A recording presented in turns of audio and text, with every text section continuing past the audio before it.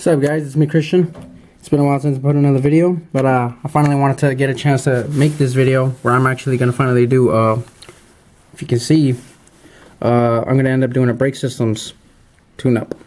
Here's what I got to do it. I'm going to be doing both the front and the back, front rotors, rear rotors, and these are all the pads. These are all pure ceramics.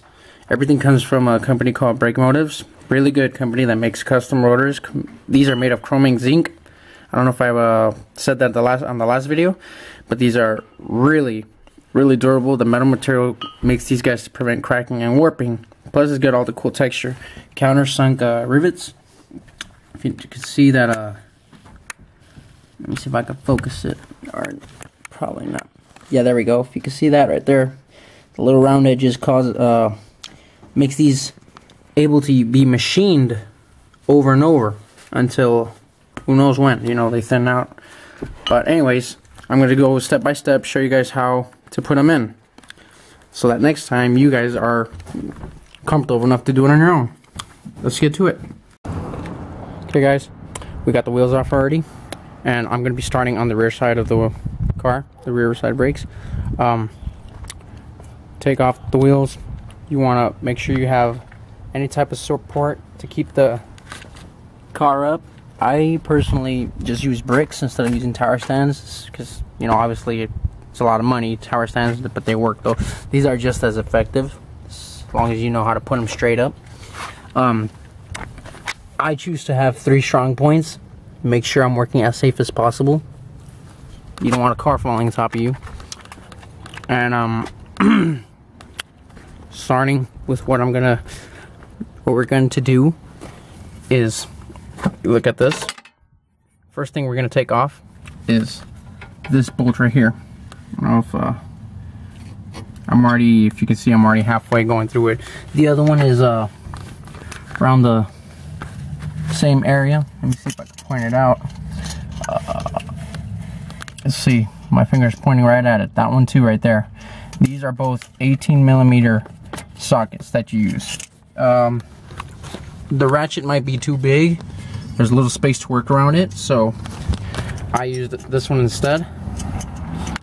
It's just the arm without the big head to manually take it out. Right. Okay, caliper's been removed already. See, those are the screws right there. And now the next step is taking out the rotor. Usually what they do in the actual shops is they use 2 screws to put them in these special holes. I don't know, I was wondering that the front ones don't have them, only the rear ones. These are the drum rotor types because it's got a wider area, and they actually have brake shoes inside. So these are gonna get switched with these, and I don't really have these screws, so what I do personally is I get a mallet, and before you start whacking on it, you want to make sure that the e-brake is off, because the shoes that are inside the rotor, they'll make it really hard to remove. So take off the e-brake and then slowly start whacking on all sides. While you're doing that, you know, start wiggling it like that, and little by little they will start coming out. Let me see if I could give a demonstration. Me actually doing that.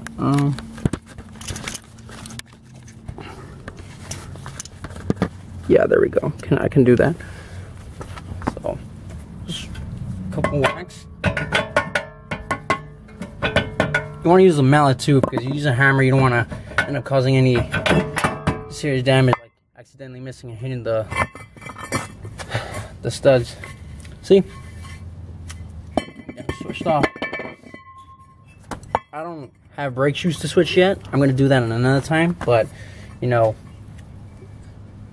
being that case, it's a really more complicated thing, so I'm going to do that in another film. But just to put them to switch out the rotors, there you go, easy as that. Want to give it a couple whacks on the base,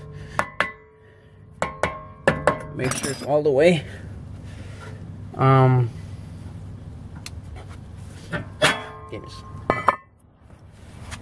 Alright, now you Okay, now for the tricky part. Now, to remove the pads, you're gonna have to go through a couple of funky steps. As you can see, these aren't as regular calipers as other cars now. So, you look that these pads are actually bracketed together with 2 bolts, and there's a spring and another type of metal bracket. I don't really see why they've done so much of this to make it like that. It doesn't really move at all. But I'm going to show you the steps of how removing them.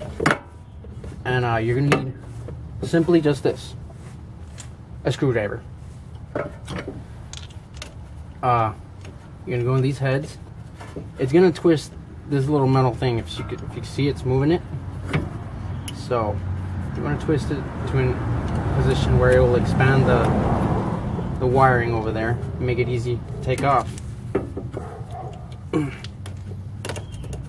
Let's see if I can push it out now.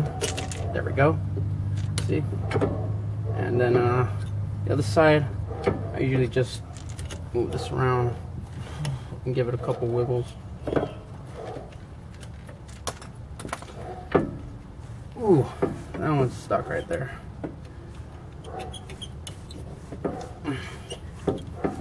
Yeah, that guy doesn't want to let go.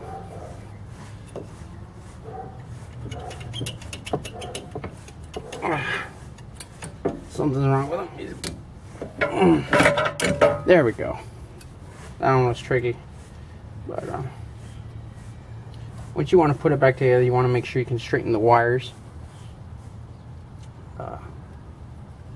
It's not that hard. Alrighty, now that you got that taken apart, you want to make sure you do not lose these pieces. And do not lose any of them.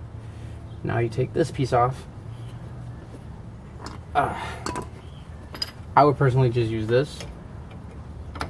And then, you know, a mallet or a hammer. And then just whack it out.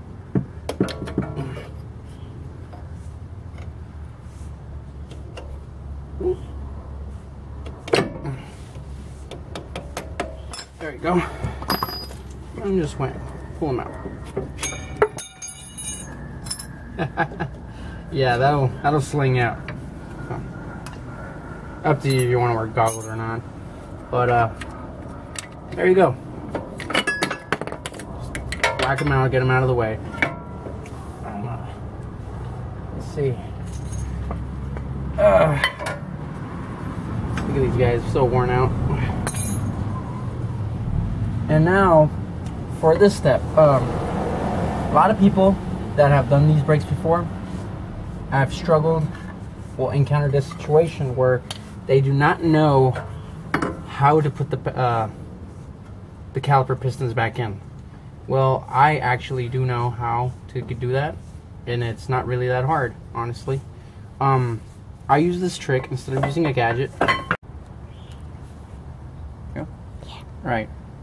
Now that everything has been set up, like I said, the one trick you're gonna do that's really easy is pushing the pistons back in. Normally people use in the shops is a special gadget to be able to push it in, but if you've noticed that there's kind of hardly any way of doing it, you know, in any comfortable way. People have struggled in this part right here. So I actually use a technique that's very easy. Other people would argue about it. They say, oh, that would damage, you know, this and that, etc. You know what? That's their opinion.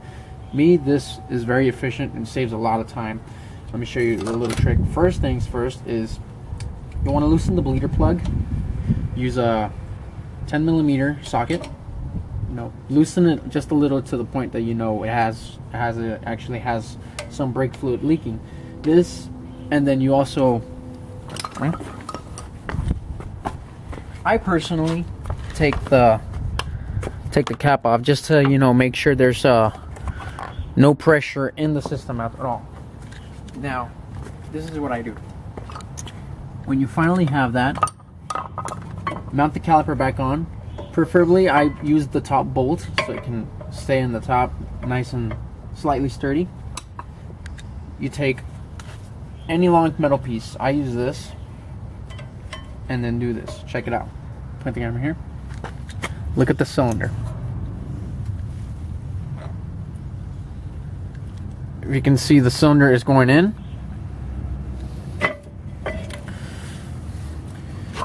And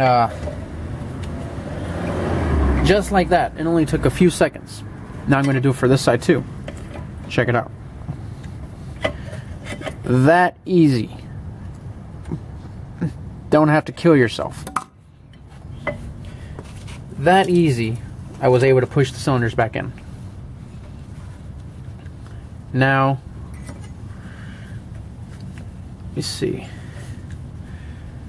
This, I don't know why they would design this, but I think it's a stupid idea. Sensors, I don't trust in them. I don't need them, but apparently it makes the job easier. So, but makes it harder though to put them back in. Let me see. I'm gonna push these more in deep. There we go. That was easy. Alright, let's see if we can push it in now. No, still can't.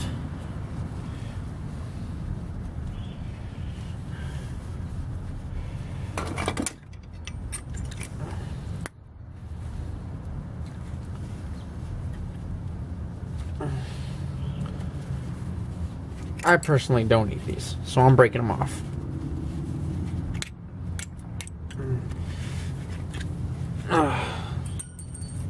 I don't need that again in my way. They're not even sensors, they're actually just metal pieces that when the pad gets thinned out enough, the metal piece will start finally grinding on this, making a little whistling noise. That indicates that you need to change your brake pads. Some people, they need that because they can't tell if they need them or not. I can just by simply seeing how thin the pad is. So now that that's done, boom, push that in. Let's try to push this one in again. Bleed it out, and same crap again.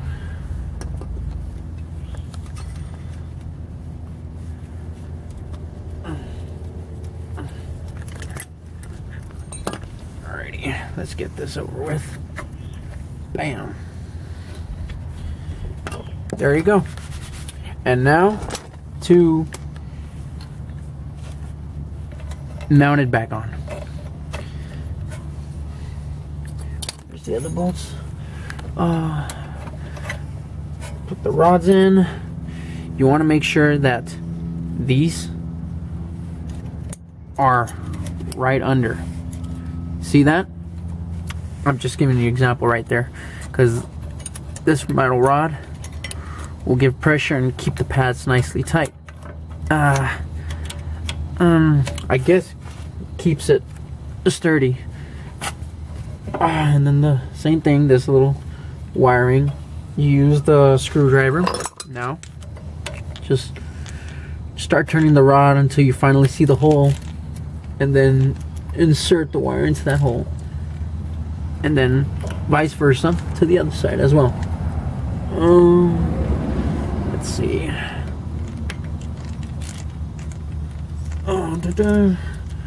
And there you have it. Let me see. Push, then stretch out that wire.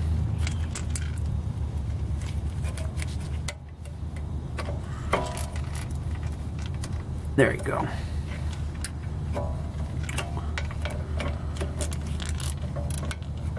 Okie dokie. So now that you've done with that, tighten the plug.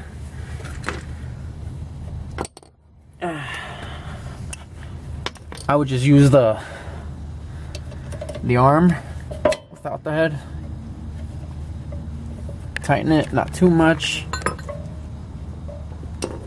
Plug it. Normally you do the bleeding process, but since you're not really using it, you're not really pushing the stuff like other people usually do. You're not even using the brake pad or anything where it would allow the air to come in. You're just using the lever right here to push the piston in, and it's not pushing out, so it's not sucking any air inside. It's you're pretty much bleeding and pushing the pads in at the same time, so it buys you so much time doing this. So now all you have to do is it's already mounted. I already show you the process of assembling it back together. So now it's just bolting the caliper back in, and I'll let you guys do that. Alright, this is the final setup. It took enough time to even clean the wheel, and the rotors look really professional. Excuse my caliper looking still filthy. I still got plans for that in the future. On that, this is what it should look like, and everything should be working just as how I demonstrated. If you have problems, just take it to the shop and have it bleeded out. Easy as that. But other than that, you shouldn't have to. It should work. The front rotors, I'm not going to make a demonstration because it's pretty much the same process that I did in the rears that you're going to do in the front. There's only two differences. The front calipers are either going to be non-turbo or turbo. The difference is just in measurements. Besides that, they're still the same. They just have two pistons on each side. You do the same thing, pushing them out one by one. Front pads are also going to be a little bit wider. Still do the same process. The measurements I'm about to show you are the front rotors. They are measured of a thickness of, where is it at? 24 millimeters, excuse me. And there they are. Twin turbos are 26 millimeters. So you want to double check that you got the right measurements.